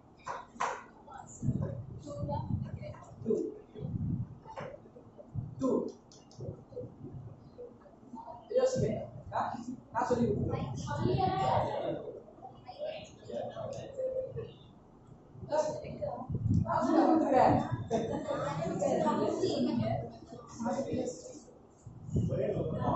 2 வருமா? அது மட்டும் ஈவன் நம்பர். உங்களுக்கு என்ன தோணுது? 2 தோணுதா? எனக்கும் 2 தான் தோணுச்சு. ஆனா தப்பு போட்டாங்க. இது வந்து யூபிஎஸ்சில கேட்ட क्वेश्चन தான். இதவா கேட்டிருக்காங்க. இதுதான் கேட்டிருக்காங்க. யூபிஎஸ்சியா இல்ல குரூப் 1ல கேட்டேன். யூபிஎஸ்சில குரூப் 1ல கேட்ட क्वेश्चन. இதுக்கு முன்னாடி நடந்த குரூப் 1ல கேட்ட क्वेश्चन 2 அப்படிங்கற ஆன்சர் பார்த்தோனே தெரியும். ஆனா இதுக்கு ஆன்சர் 2 இல்ல. 1 தான் ஆன்சர். ஏன்னா மத்த எல்லாமே பிரைம் நம்பர், 1 பிரைம் நம்பர் கிடையாது. ஆனா 2 ஆன்சர் தான். மத்த எல்லாம் ஆட் நம்பர், 2 மட்டும் ஈவன் நம்பர். ரெண்டுமே இருக்காது. இருந்திருக்கும். எனக்கு அப்படிதான் இருந்துச்சு. இருந்துச்சுன்னா நம்ம எது போடுறோம் அப்படின்றத நம்ம அசால்ட்டா போட்டுருவோம். விதி ஒண்ணு இருக்குல்ல, அதை நம்ம வந்து மாற்றி விட்டுருவோம். தப்பு இருந்துச்சு நான் சொன்னேன் இல்லையா? 2 ஆன்சர் தான். ரெண்டும் ஆன்சர் தான், ஒன்றும் ஆன்சர் தான். என்னோட கான்செப்ட் படி 2 தான் ஆன்சர். நான் தைரியமா வெளியில வருவேன். அவன் என்ன பண்ணுவான், இதுக்கு ஆன்சர் கிடையாது தம்பி அப்படின்னு அவன் சுட்டு விட்டுருவான். ஒன்றும் பண்ண முடியாது. அவன் ஈஸியா சொல்லுவான், நான் தப்பான ஆன்சர் சொல்லலையே, நான் கரெக்டான ஆன்சர் தான் சொல்லியிருக்கேன். நான் தப்பான ஆன்சர் சொன்னாதான் நீ சொல்றது கரெக்ட்னு உன்னால பேச முடியும். வாய்ப்பே இல்லை. நான் தான் அதுக்கு தெளிவா அர்த்தம் சொல்றேன். திருப்பி அதே கேட்க பார்த்தியா, நான் தப்பான ஆன்சர் சொல்லும் போதுதான் நீங்க சரியான ஆன்சர் சொன்னா நான் ஏற்றுப்பேன். நானே ஒரு கரெக்டான ஆன்சர் தான் சொல்றேன். அப்ப நீங்க தப்பான ஆன்சர் இல்ல, இது கிடையாது, இதுதான் நான் எழுதியிருக்கேன், இதுவும் கரெக்ட் தானே கேட்க முடியாது. கேட்க முடியாது. கேளுங்க, அடுத்த வருஷம் பட்ஜெட் அப்பீல் பண்ணலாம், அவனை வந்து சேலஞ்ச் பண்ணலாம் டிஎன்பிசியை. ஆனா இப்படி சேலஞ்ச் பண்ணீங்கன்னா வாய்ப்புல சமைக்க போயிடுவாங்க. அவன் எங்க தப்புன்னு இருக்கானோ அதை தான் சொல்லணும். இதை அவன் கரெக்டா தான் சொல்லியிருக்கான், இதை நீங்க தப்புன்னு சொல்ல முடியாது. டிஎன்பிசி எப்ப சேலஞ்ச் பண்ண முடியும்னா, நீங்க தப்பு செஞ்சிருக்கீங்கன்னு தான் சேலஞ்ச் பண்ண முடியும். நான் செஞ்சது கரெக்ட்னு சேலஞ்ச் பண்ண முடியும். சரியா? நெகட்டிவ் மார்க் கிடையாது, குரூப் 1 கிடையாது, நாம படிக்கிறதுக்கு இருக்கு. வாய்ப்பு கண்டிப்பா இருக்கு. யூபிஎஸ்சிலே கேட்பாங்க இது. நான் அப்புறம் எதுக்கு உட்காந்து வேலை பண்ண நீங்க நினைச்சிக்கிட்டு இருக்கேன்? யார் சொன்னா? டிஎன்பிசி தான் கஷ்டம், யூபிஎஸ்சி ஈஸி.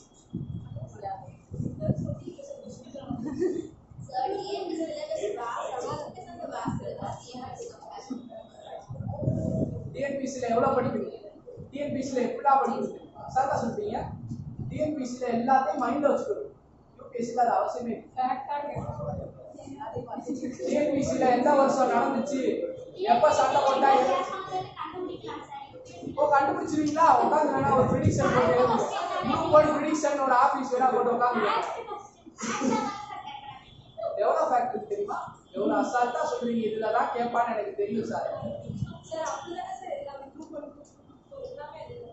ஆமா சார், நான் இல்லைன்னு சொல்ல, ஆனா டெப்த் வேற பண்ணும். சரிங்களா? நீங்க 6th ஸ்டாண்டர்ட்ல எனக்கு தெரிஞ்ச சப்ஜெக்டே சொல்றேன், ஃபோர்ஸ் அப்படின்னு ஒரு வார்த்தை படிச்சிருக்கீங்க. அதையே +2ல அதே ஃபோர்ஸ்ன்ற வார்த்தை இருக்கும். திருப்பி போய் டிகிரி படிக்கும் போது அதே ஃபோர்ஸ் வார்த்தை இருக்கும். சரிங்களா? ஒவ்வொருக்கும் படிக்கும் போது வித்தியாசப்படுமா? 6th ஸ்டாண்டர்ட்ல படிச்ச சாமி திருப்பி கொண்டு வரீங்க, எழுதிட முடியுமா? வாய்ப்பு இல்ல. அதேதான் குரூப் 4, குரூப் 2, குரூப் 1. சரிங்களா? வித்தியாசம் கண்டிப்பா இருக்கு. நீங்க படிக்கிற ஸ்டாண்டர்ட்ல வித்தியாசம். ஆனா அங்கேயும் ஃபோர்ஸ் தான் படிக்க போறீங்க, இங்கேயும் ஃபோர்ஸ் தான் படிக்க போறீங்க. டிகிரி போனாலும் ஃபோர்ஸ் தான் படிக்க போறீங்க. எல்லாத்துக்குமே டெஃபினிஷன் மாறாது, டெப்த் மாறும் இல்ல, அதுதான் வித்தியாசம். யூபிஎஸ்சில ஃபோர்ஸ்ன்ற கேள்வியே மாறும். நேரா ஃபோர்ஸ்னு கேட்க மாட்டான், அவன் ஒரு டெஃபினிஷனை கொடுத்து இப்படின்னா என்ன அப்படின்னு கேட்பான். அது ஃபோர்ஸ் நீங்க கண்டுபிடிக்கிறதுக்கே உங்களுக்கு 2 நிமிஷம் இருக்கு. அந்த மாதிரி இருக்கு.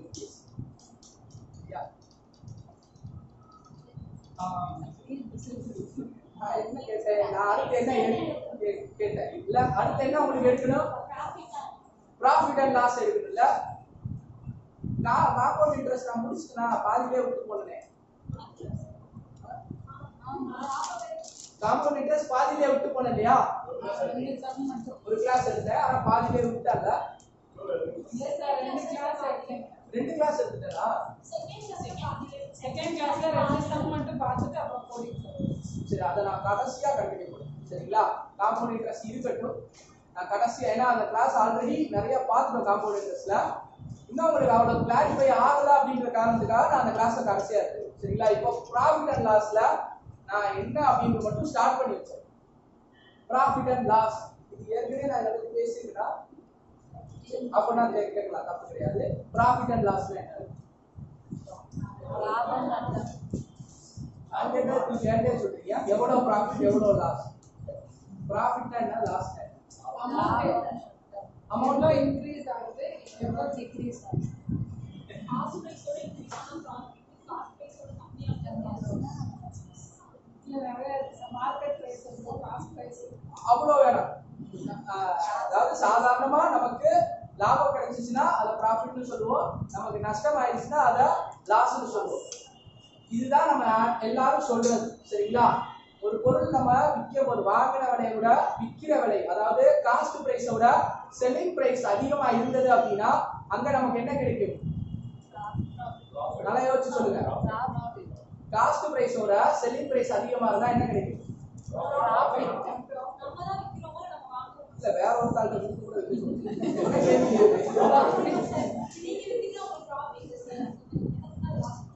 இல்ல நீங்க என்ன முழுக்க கிளியரா கேளுங்க அந்த கேள்வியே. சும்மா கேளுங்க. நான் விட்டா எனக்கு ப்ராஃபிட், நீங்க விட்டா அவங்களுக்கு தான் ப்ராஃபிட். அதான் நான் சொல்றேன். இது வந்து செயின் ரூலுங்க. நீங்க நான் ஒரு பொருள் வாங்குறேன், தம்பிட்டு இருந்து வாங்குறேன்னு வச்சுக்கோங்க. நான் இவங்க விற்கிறேன்னா இவங்க யார்கிட்டயாவது போய் விற்பாங்க, எல்லாரும் ஏமாத்திட்டே தான் போவாங்க. சரிங்களா? அப்பனா எனக்கு ப்ராஃபிட் இருக்கும், இன்னொருத்தவங்களுக்கு லாஸ். ஆனா இந்த கேள்வி என்னோட தான் இருக்கும். நான் விற்கும் போது அவங்களுக்கு லாஸ் அப்படிலாம் யோசிக்க கூடாது.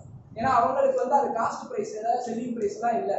அவங்க எங்கிருந்து என்ன வாங்குறாங்களோ அதுதான் அவங்கள பொறுத்தவரை காஸ்ட் பிரைஸ். நான் தம்பிட்டு இருந்து வாங்குறது என்னோட காஸ்ட் பிரைஸ்.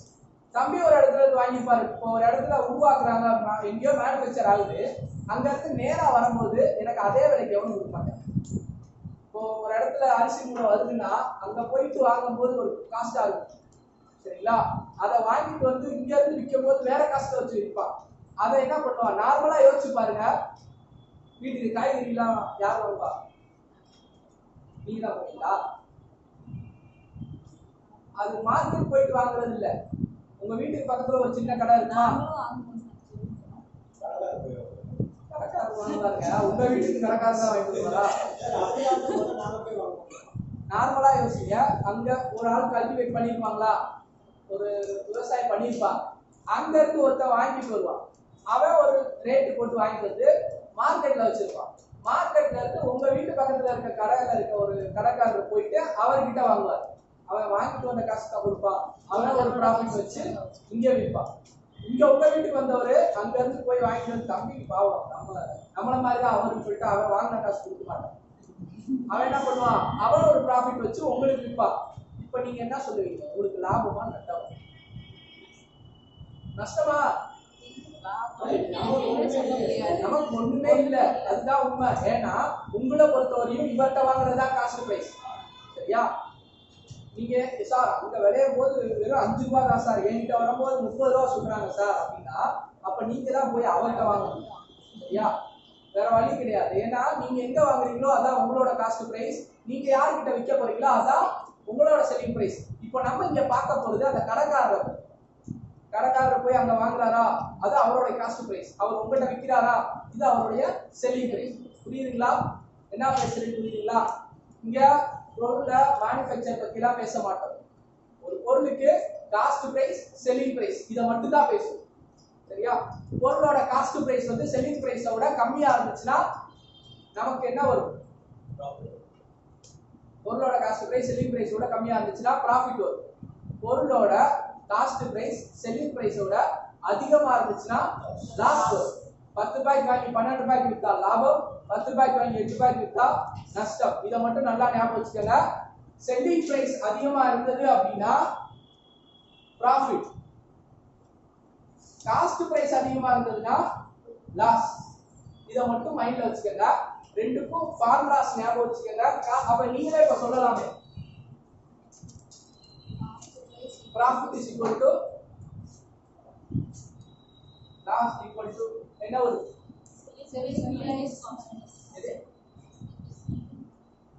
சொல்லுங்க. minus cost price. Cost price minus selling price. Cost price minus selling price. வித்த விலையில இருந்து வாங்கின விலையை கழிச்சா லாபம் கிடைக்கும். நான் ஆல்ரெடி சொன்னேன், 10 ரூபாய்க்கு வாங்கி 12 ரூபாய்க்கு வித்தா ப்ராஃபிட்னு சொன்னேன். 12 ரூபாய்க்கு விற்கிறேன்னா 12 மைனஸ் 10 ரூபாய்க்கு வாங்கியிருப்பேன் 10, எனக்கு 2 ரூபாய் லாபமா? அவ்வளவுதான் கான்செப்ட். சரியா? Loss is equal to cost price minus selling price. இது நார்மலா ப்ராஃபிட் லாஸ் கண்டுபிடிக்கிற ஃபார்முலா. இப்போ நீங்க என்ன பண்ண போறீங்கன்னா ப்ராஃபிட் பர்சன்டேஜ் லாஸ் பர்சன்டேஜ் கண்டுபிடிக்க போறீங்க. இதை எப்படி கண்டுபிடிக்கிறோம்? பை 100. சொல்லுங்க, சும்மா சொல்லுங்க. பை 100 50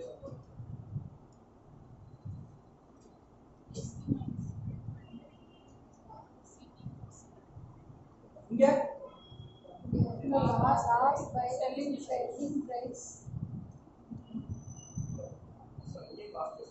இங்கேயும் காஸ்ட் பிரைஸ் தான் வரும். ஏன் காஸ்ட் பிரைஸை நான் கீழே போடுறேன்? அதுதான் கண்டுபிடிக்கணுமா? ஒரு பொருளோட அடிப்படைனா நீங்க எவ்வளவுக்கு வாங்குறீங்கன்னு தெரிஞ்சாதான் அது லாபமா நஷ்டமான உங்களால கண்டுபிடிக்க முடியும். சரிங்களா? நீங்க 12 ரூபாய்க்கு வித்துக்கலாம், 15 ரூபாய்க்கு வித்துக்கலாம், 30 ரூபாய்க்கு கூட வித்துக்கலாம். அந்த பொருளை நீங்க எவ்வளவுக்கு வாங்குறீங்கன்னு தெரிஞ்சாதான் உங்களுக்கு அது லாபமா நஷ்டமான உங்களால சொல்ல முடியும் இல்லையா? அதனாலதான் எப்பவுமே ஒரு பொருளோட பேஸ் அப்படின்னு பாத்தீங்கன்னா காஸ்ட் பிரைஸ். சரியா? வாங்குற விலை தான் அடிப்படை. அதை பொறுத்து தான் லாபம் நஷ்டம் ப்ராஃபிட் லாஸ் எல்லாமே கிடைக்கும். சரியா? அதனாலதான் பேஸ்ல நான் காஸ்ட் பிரைஸ் போட்டிருக்கேன். இதை நான் ஏற்கனவே சொல்லும்போது சொல்லியிருப்பேன் அப்படின்னு நினைக்கிறேன். இருந்தாலும் மறுபடியும் சொல்றேன்.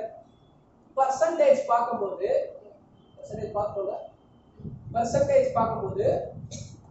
2 is what percent of 50 அப்படின்னு ஒரு क्वेश्चन கேட்டிருக்கு. ஞாபகம் இருக்கா?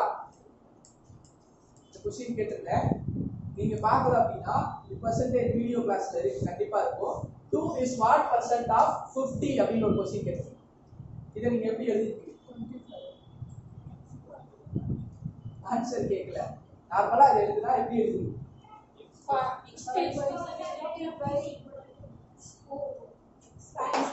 2 is what percent of 50? இது எப்படி எழுதிருப்பீங்க? 2 is what percent of 50 அப்படின்னா x percentage of 50 equal to 2 ன்னு எழுதிருப்பீங்க. அப்ப x by 100 into 50 equal to 2 இருக்கும். இது இங்கிட்டு கொண்டு வரும்போது x is equal to 2 into 100 divided by 50 ன்னு எழுதிருப்பீங்களா? 2 divided by 50 into 100. இந்த 50 கீழ வந்துரும். equal to இங்கிட்டு வரும்போது இந்த 100 கீழ இருந்து மேல போயிடும்.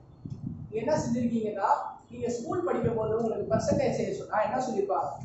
given value divided by total value into 100 ன்னு உங்களுக்கு ஸ்கூல்ல சொல்லி கொடுத்திருப்பாங்க. கேள்விப்பட்டிருக்கீங்களா? given value divided by total value into 100. இங்க given value 2, total value 50. given value divided by total value into 100 போட்டுட்டீங்களா? இதே கான்செப்ட் தான் இங்கேயும். given valueன்றது profit divided by total value base value cost price into 100. அந்த into 100 ஏன் போடுறோம் அப்படின்னா அதுவும் நான் பர்சன்டேஜ் கிளாஸ்ல சொல்லியிருக்கேன். நார்மலா இங்க கிடைக்கும் போது உங்களுக்கு வேல்யூ கிடைக்கும். அது பர்சன்டேஜ்ல கிடைக்காது, வேல்யூவா கிடைக்கும். into 100 போட்டீங்கன்னா நம்பரை பர்சன்டேஜா கன்வெர்ட் ஆகும்னு சொல்லியிருக்கேன்ல, அந்த கான்செப்டுக்காக தான் into 100 போடும். சரிங்களா? p divided by cost price profit normal number தான். காஸ்ட் பிரைஸ்ல இருக்கிறது நார்மல் நம்பர் தான். அந்த நம்பர் உங்களுக்கு பர்சன்டேஜ்ல வேணும்னா என்ன பண்ணுவீங்க? into 100 போடுவீங்களா? அந்த கான்செப்டுக்காக தான் into 100 போட்டுருக்காங்க. சரிங்களா? புரியுதுங்களா? நான் ஃபார்முலாவை தான் எக்ஸ்பிளைன் பண்ணேன். புரியாத மாதிரியே பாக்குறீங்க அப்படியா? புரியுதுங்களா? இப்போ எத்தனை ஃபார்முலா சொல்லுவோம்? 1 2 3 4 ஃபார்முலா இருக்கும் இல்லையா? அடுத்து ஒரு ஃபார்முலா எடுத்துறோம். அந்த ஃபார்முலா என்ன அப்படின்னா உங்களுக்கு profit percentage கொடுத்துட்டாங்க.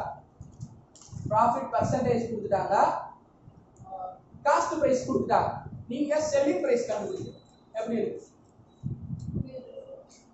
profit percentage கொடுத்துட்டாங்க, காஸ்ட் பிரைஸ் கொடுத்துட்டாங்கன்னா நீங்க செல்லிங் பிரைஸ் கண்டுபிடிக்கணும். எப்படி இருக்கு?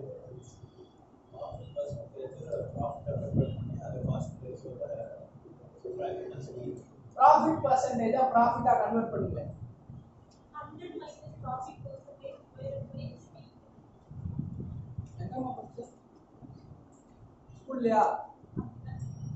மறுபடியும் சொல்லு.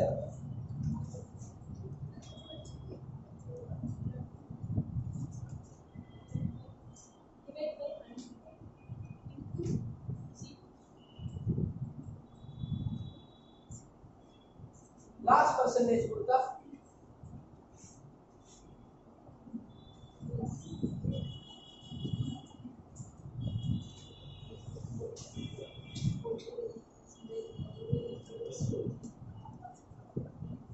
கரெக்டா? தப்பு.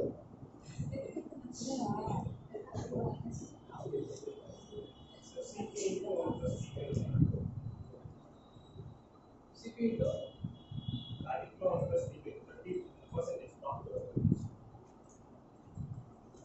புரியுது price is equal to 100 plus profit percentage divided by 100 into cost of money. இதுக்கப்புறம் வேற ஏதாவது வருமா? வேற ஃபார்முலா வழியா இருக்கு. CP into 1 plus D by 100. CP into bracket தான் into 1 plus profit divided by 100 percentage. Profit percentage. இதுவும் அதுவும் என்ன வித்தியாசம்? இந்த 100 இங்க போய் மல்டிப்ளை ஆகுமா? அப்ப 100 plus profit percentage divided by 100. அதான் நான் கேள்வி. ரெண்டு ஒண்ணு தான். இந்த மாதிரி சொல்லி கொடுத்தாங்க. ஞாபகம் இருக்கு. உங்களுக்கு ஸ்கூல்ல எல்லாம் இருக்கு இல்லையா? செல்லிங் பிரைஸ் ஃபார்முலா புரியுதுங்களா? சரி பாரு காஸ்ட் பிரைஸ் ஃபார்முலா அத வச்சு. அதேதான் மாத்தி தான் வரும். அது எப்படி அதேதான் வரும் சார்? அதாவது selling price cost price is equal to 100 plus profit percentage divided by 100 into selling price. Here CP equal to 100 minus loss percentage divided by 100 into selling price. சரியா? இப்போ எத்தனை ஃபார்முலா எழுதுங்க? 1 2 3 4 5 6 7 8 8 ஃபார்முலா எழுதுங்க. 8 ஃபார்முலா எழுதிக்கங்க.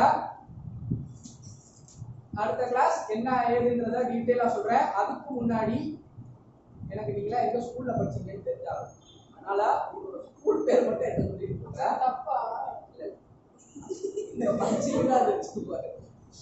நீங்க எல்லாம் எங்க படிச்சீங்க அப்படின்னு நான் தெரிஞ்சுக்கிறேன். ஸ்கூல் போயிருப்பீங்கல்ல? நீங்க எங்க படிச்சீங்க ஸ்கூல்? இங்க எடுத்து வரேன். அப்படி வரேன், பொதுவா வரேன். கடைசியா எங்க படிச்சீங்க? ஸ்கூல்ல எங்க படிச்சீங்க? லாஸ்ட் இயர் ஸ்டடி சரி ஒரு நிமிஷம். இதான் அவ்வளவுதான். சரிங்களா? இந்த ஃபார்முலா எழுதிக்கங்க. ஒரு நிமிஷம். அதை சேஞ்ச் பண்ணிக்கங்க. அது கரெக்ட் கிடையாது. இந்த பக்கம் இருந்து இது இந்த பக்கம் மாறும்போது என்ன ஆகும்? அது அப்படியே ரெசிப்ரோக்கலா மாறும். அப்படின்னா 100 மேல வரும், கீழே 100 by plus profit percentage வரும். இங்க 100 divided by 100 minus loss percentage வரும். சரிங்களா? இத மட்டும் கொஞ்சம் கிளியரா எழுதிக்கங்க. சரியா? அந்த சின்னோட வீட்டுக்கு கிளம்பணும்னு 6 மணிக்கு தான் profit and loss explain பண்ணுறதா? இந்த ஃபார்முலால எழுதிக்கங்க. இந்த ஃபார்முலால எதுனா சந்தேகம் இருக்கா?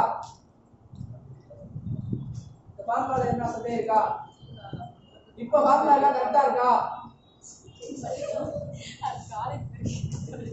வாய்ப்பு இருக்கு. யார் மேக்ஸ் மேஜர் இல்லைல? ஃபார்முலா எல்லாம் கரெக்ட்டா இருக்கா?